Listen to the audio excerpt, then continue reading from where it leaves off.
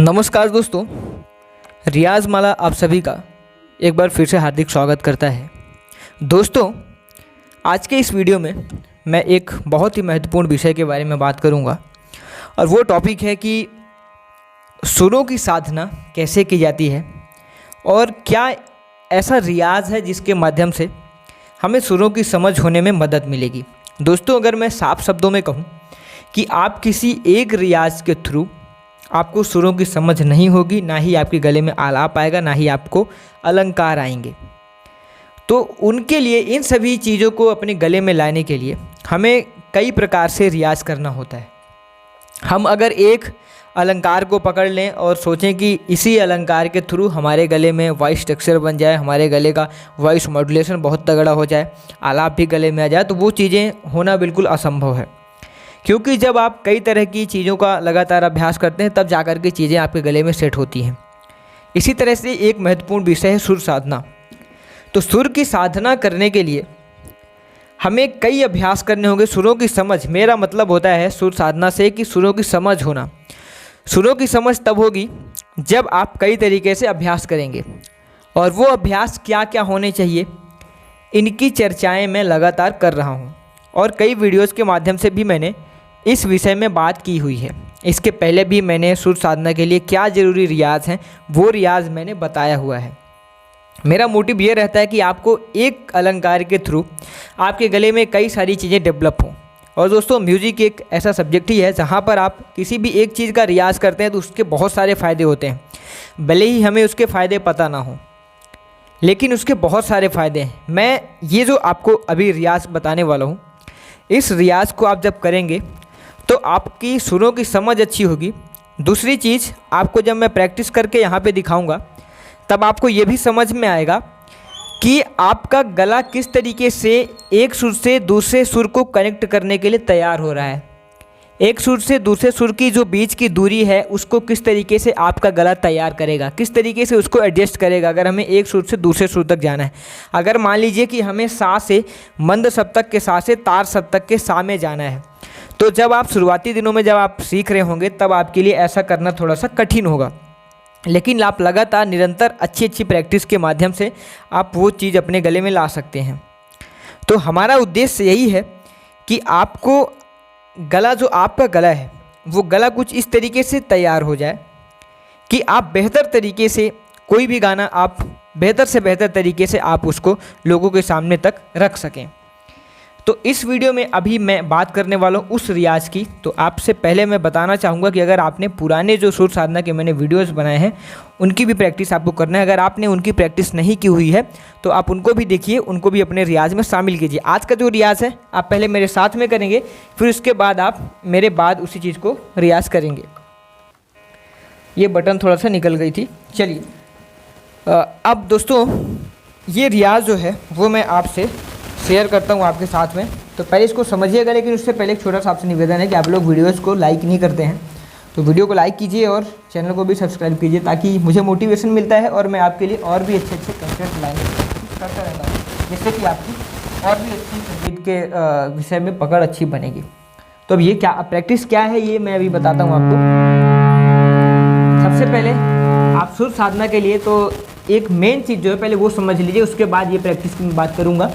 Main चीज़ है कि आपको सुरों में ठहर करके रियाज करना है। सुरों के ऊपर, एक सुर के ऊपर आपको कम से कम 5 से 7 मिनट समय देना है। आप सा अगर आपने लगाया तो सा में 5 से 7 मिनट समय दीजिए, उसको आ में बोलिए, आकार में बोलिए, आप उसको ईकार में बोलिए यानी कि ई बोले कीजिए, आप ओम बोल के कीजिए और सुरों को समझने की कोशिश भी कीजिए।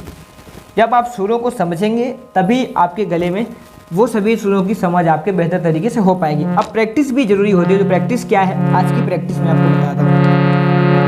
हमें सा से कहाँ पे जाना है, जैसे कि मैंने आपको बताया था अभी कि हम गले को इस तरीके से तैयार करेंगे ताकि हमारा गला एक सुर से बीच की जो दूरी होती है, दूसरे एक सुर से दूसरे सुर के बीच की दूरी, उन दूरी को भी हम कैसे मैनेज करेंगे, कैसे सुर लगाएंगे।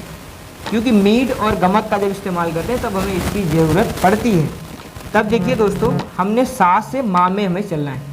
कैसे, सा रे पा गा धा मा नी पा सा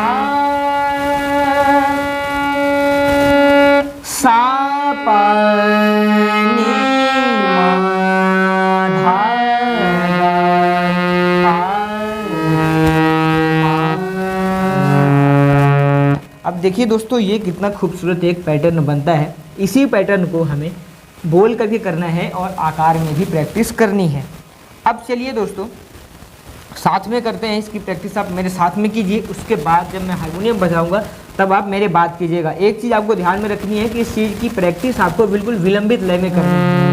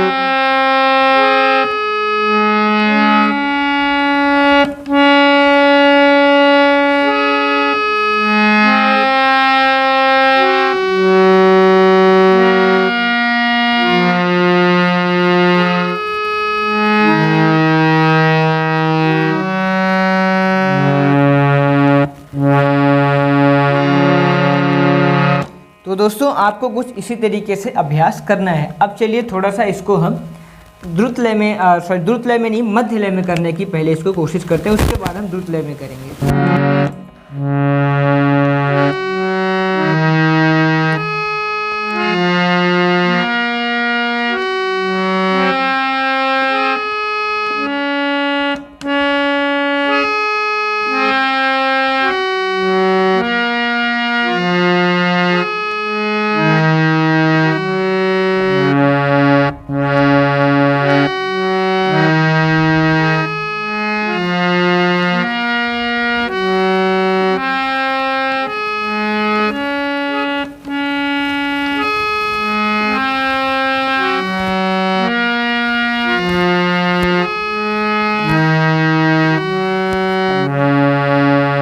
अब दोस्तों थोड़ा सा और इसकी स्पीड बढ़ाने की कोशिश करते हैं।